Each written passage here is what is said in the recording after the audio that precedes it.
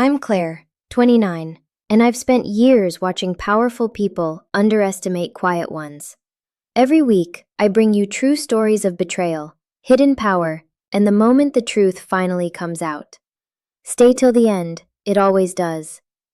You're just an assistant, know your place. Those 6 words came out of Marcus Bell's mouth like they cost him nothing. He said them in a boardroom full of 12 people, 3 of them investors flying in from New York, all of them watching me like I was something that had wandered in off the street. I was standing at the head of the table with a laptop in my hands and a presentation I had built for 11 nights straight. I didn't flinch. I didn't blink. I simply closed the laptop, sat down in the chair at the far end of the table, the one nobody wanted, the one closest to the door, and said nothing. Marcus smiled. He thought he'd won. He had no idea that in 14 minutes, 2 men in gray suits were going to walk through that door, shake my hand first, and call me chairwoman. To understand how we got to that moment, you have to go back further than 3 weeks. You have to go back almost 2 years to a hospital room in Denver and a man who was running out of time. My name is Claire Whitfield. I'm 29 years old, and for the last year and a half, I've worked at Halden Freight Analytics, a logistics software company in Denver, under the official title of Executive Assistant to the CEO. That's the title on my badge. That's the title in the directory. That's the only thing anyone in that building ever bothered to learn about me. What isn't on my badge is this. My father, Richard Whitfield, spent 30 years building companies most people never heard of. He wasn't the kind of businessman who wanted his name on buildings. He believed something old-fashioned, that a company's worth showed in how it treated the person answering its phones, not in how it treated its biggest client. He funded 4 struggling startups in the last decade of his life, quietly, through a small holding firm nobody outside our family knew existed. Halden Freight Analytics was the last one. He believed in it so much that in the final year of his illness, from a hospital bed with an oxygen line taped under his nose, he made me promise something. "Don't just inherit it, Claire," he said. His voice was thin by then, but his eyes were exactly as sharp as they'd always been. "Anyone can inherit a company. Go find out what it actually is first. Go find out who's really running it, and whether he deserves what I built." I asked him how I was supposed to do that. "Walk in the front door like everybody else," he said. "Nobody tells the truth to the owner's daughter. They'll tell the truth to the new assistant."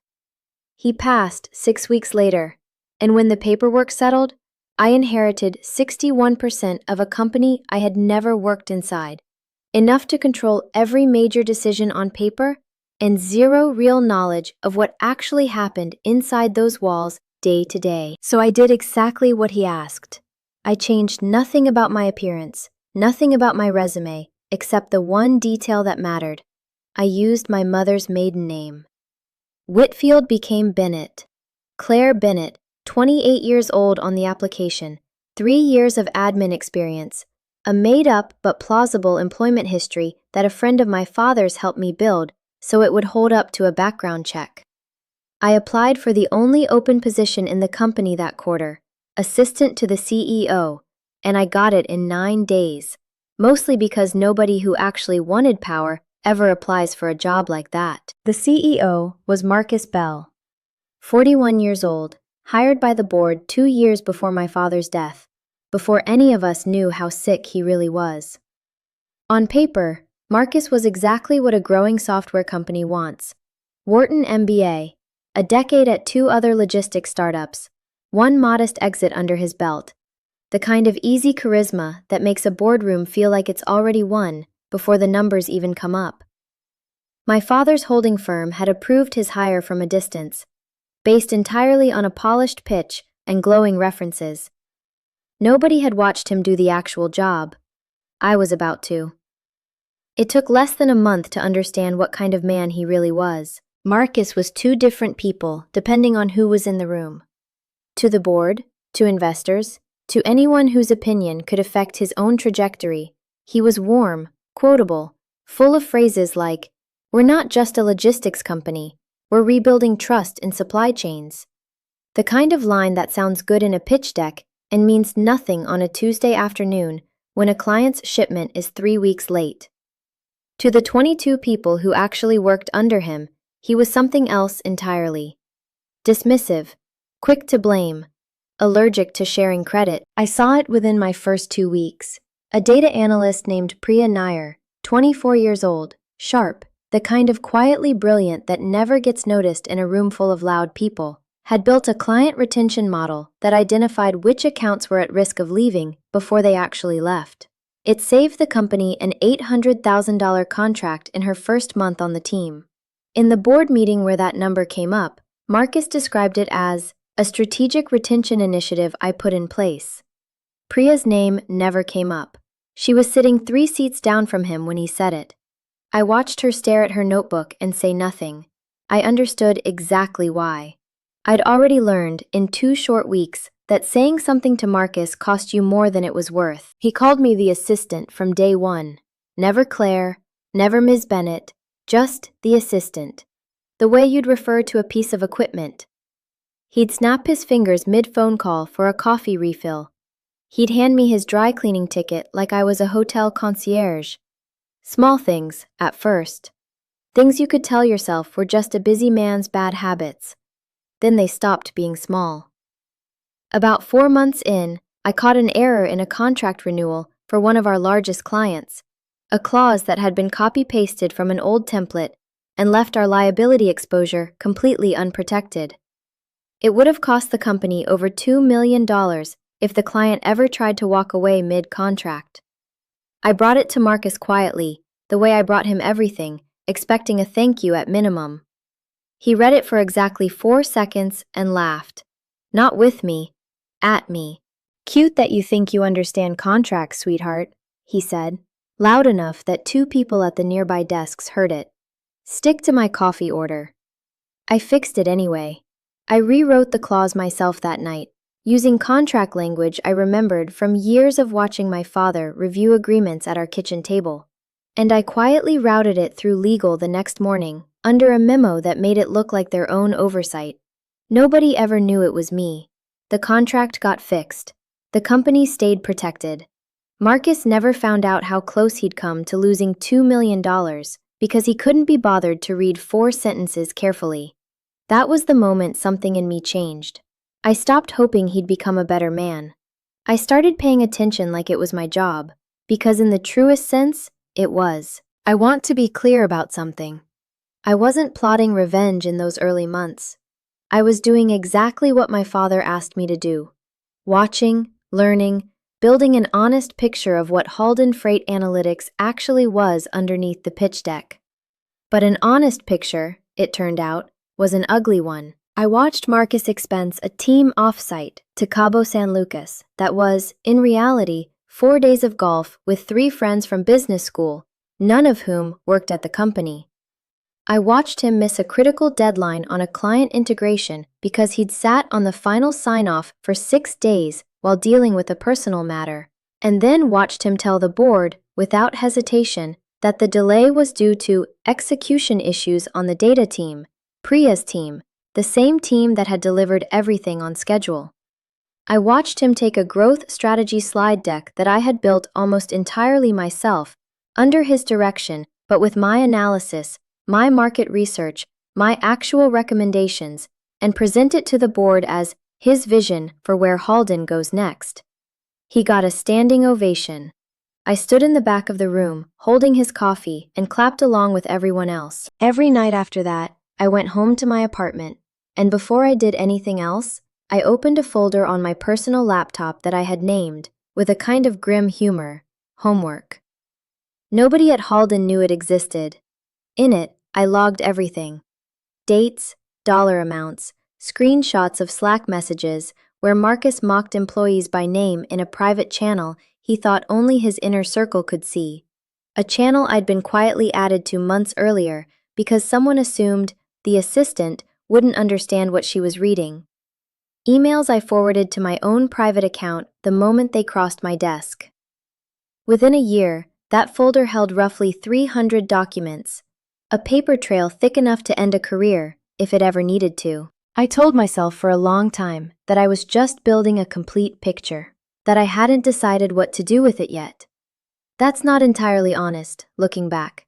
Somewhere in month 10 or 11, watching Priya get blamed for a mistake that wasn't hers for the third time, I think I already knew exactly what I was going to do. I was just waiting for the right moment, because my father had taught me that too, that timing is the only thing that turns evidence into justice. The right moment arrived on a Tuesday morning in the form of an email I was never supposed to see. Halden was in the middle of raising a Series C round, $40 million from a New York venture firm called Ashcroft Capital, the kind of round that would let the company scale nationally and finally compete with the two much larger logistics platforms eating our market share. Marcus wanted this deal badly. Badly enough, it turned out, to lie for it. The email came through on a shared drive I had access to, but wasn't supposed to open. An oversight in permissions nobody had bothered to fix since the last IT audit.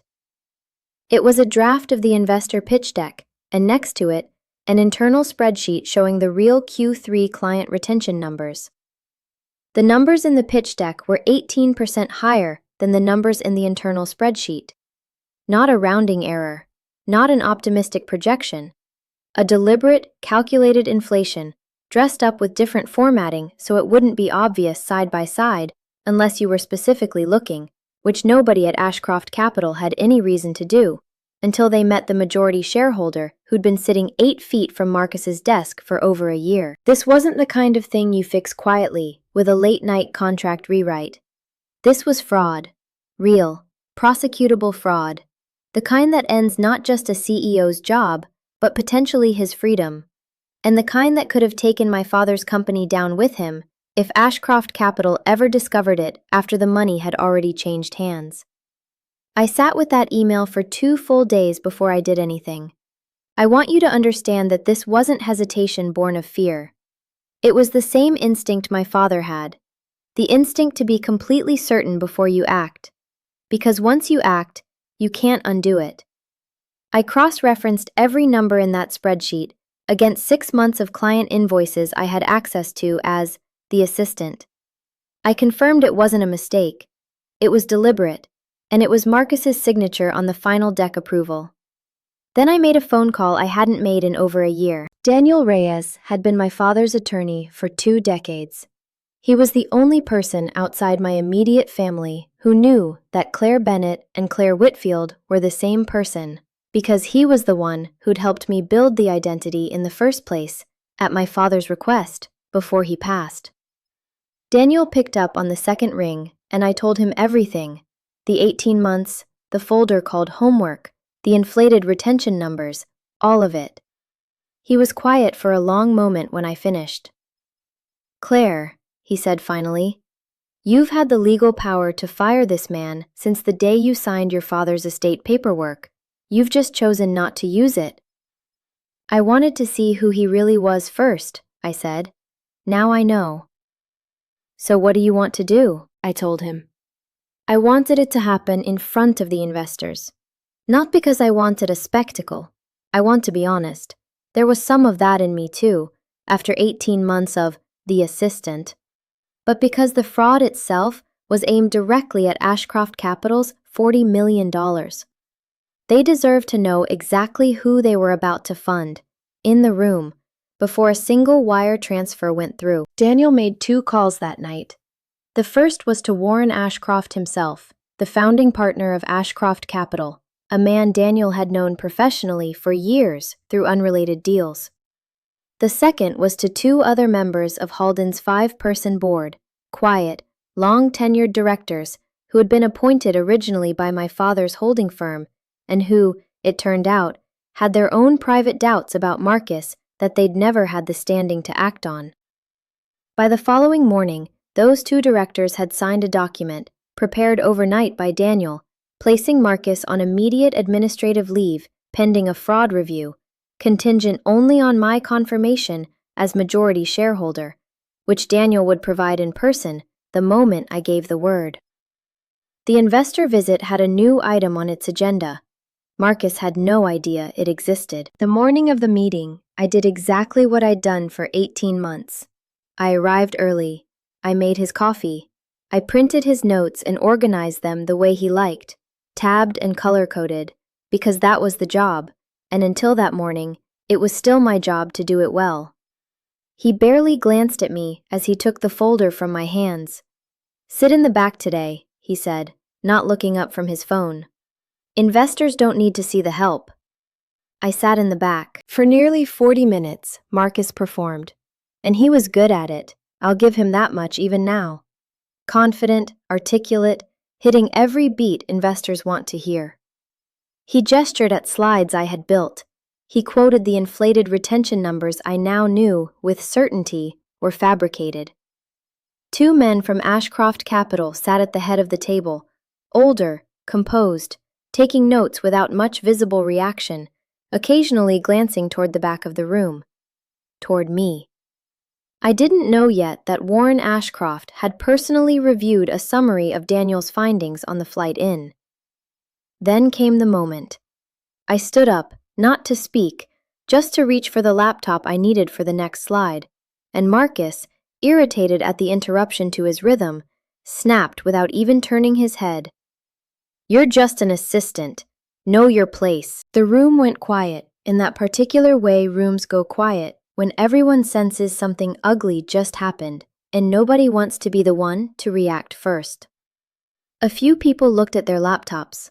One of the Ashcroft partners looked up, very slowly, and did not look away again. I sat back down.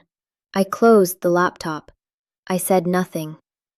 Marcus smiled at the investors and moved on to his next slide like nothing at all had happened.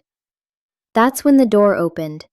Daniel Reyes walked in first, in a gray suit, carrying a leather folder under one arm. Behind him, Warren Ashcroft rose from his seat at the head of the table. He didn't look at Marcus at all. He walked the full length of that boardroom, past the projector, past the head of Halden's own legal counsel, and stopped in front of me. He extended his hand. "Chairwoman Whitfield," he said, clearly enough that every person in that room heard it. "It's an honor to finally meet you in person." The silence that followed was the loudest thing I have ever experienced in my life. Marcus's face didn't just fall. It collapsed, piece by piece, as understanding arrived in stages too slow for his own good. Whitfield, chairwoman. The name attached, he was only now realizing, to 61% ownership of the company he had spent 2 years running like it was entirely his own. "I don't," he started, half rising from his chair. "I'm sorry, there's some mistake. She's my assistant. She's..." Daniel set the leather folder on the table without a word and opened it. Inside were the notarized ownership documents establishing my controlling stake. Beside them, the internal retention spreadsheet next to the doctored investor deck, line by line, with the 18% discrepancy circled in red.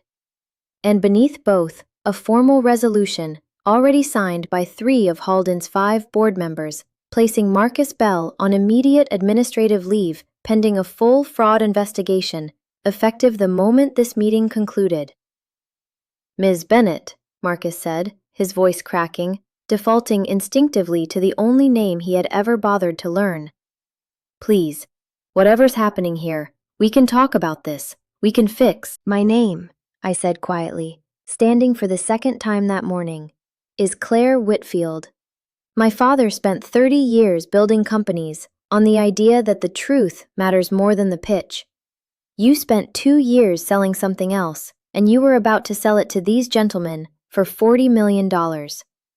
I turned to Warren Ashcroft directly.